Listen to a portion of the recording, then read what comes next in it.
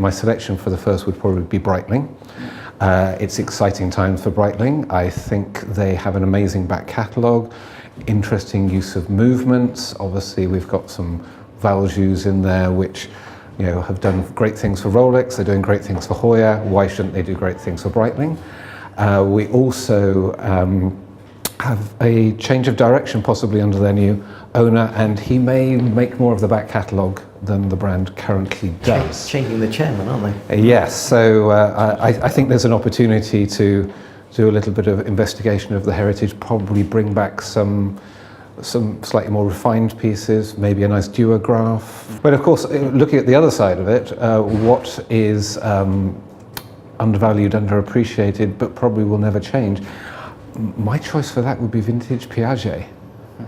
Essentially, you can buy a manual wind ultra slim Piaget for barely more than the weight of its gold, which is a crime. Unless, of course, you're in the market for one, which is fantastic. Because it's a beautiful movement, it's reliable movement, and you just have to live with something that's probably not going to be more than 34 mil wide. But for an evening dress watch, for even sort of £700-800, you can lay your hands on a fantastic watch. Yeah. And I can't see that the needle is going to swing back far enough to allow 34 mil watches to really shine again. So always be a bargain. So a year ago I would have said something like something really standard like an Ennekar Sherpograph, because everyone seemed to want those as more accessible vintage sports watches with a certain kind of flair and design. Actually, I would say two particular brands that I would focus on, very mainstream, not at all niche, already relatively expensive in some cases, but that have quite a long way to go, I think, are Tudor and AP.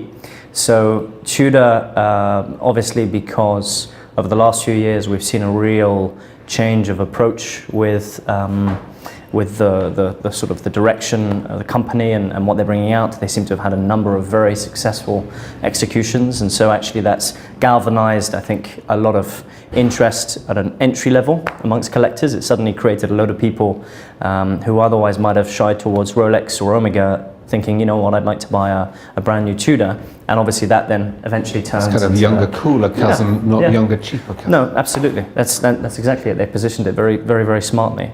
That then turns into people who, down the line, probably want to get the earlier vintage pieces. AP, I was just thinking about it the other day. You look at the Nautilus from Patek, and the early Nautiluses, of course, they're just skyrocketing in value.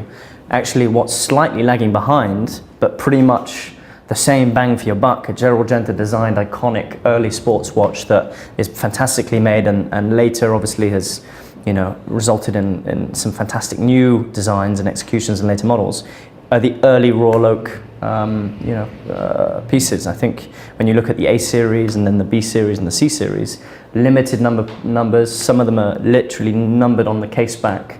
I think they still have a long way to go. I'm more inclined towards complications, because I think you've got some amazing complications by undervalued makers.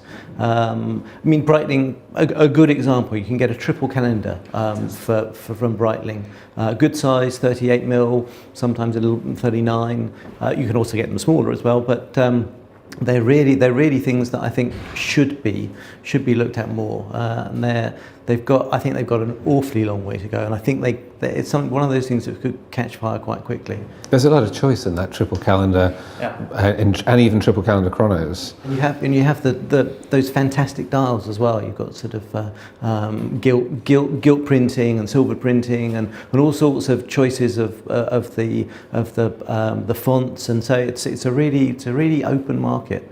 And just at the moment, it's very much undervalued. What about Angelus? Angelus, that's an interesting, that sort of kettle of fish. Yes. Yeah, absolutely. But they made some great chronographs with fantastic pieces. So and you've got other brands like Zodiac, for example, and Zodiac, of course, was made by Hoya. So it's one of those things that you're buying a Hoya watch, but because nobody knows Zodiac, then you're buying it for a tenth of the value. Fantastic military provenance with the Vietnam War issue pieces. Yeah. The sea I wolves. didn't know there were any Vietnam War issued The sea wolves, Wow. yes. Very interesting. Tended to leak, tended to get swapped out for a Seiko, but very, very cool. And for the vintage diver area, which is very popular, I think Zodiac. I think they've just been bought by Fossil. Ah, have they? That And wouldn't they surprise me. produced some retro-looking chronos at the Sea Dragon range. So they're trying to pull some vintage cues into their modern work. Which will always help the market. But I think there's a big story to tell with Zodiac. And of course you've got the 70s astrographic, which is one of those ridiculously funky pieces with the wandering red dot seconds. If you haven't seen one, I haven't seen one. No, I'm going to Google go and search it. They came in wonderful oval UFO cases or rectangular cases, and it was like a mystery watch, so you didn't see the hands, they were literally marked onto crystals with a wandering dot. So yes, but they're high beat movements. Wow. They're the SSTs. So yeah, they were seen as being super accurate for the time and worth looking at if you like a bit of retro. I do.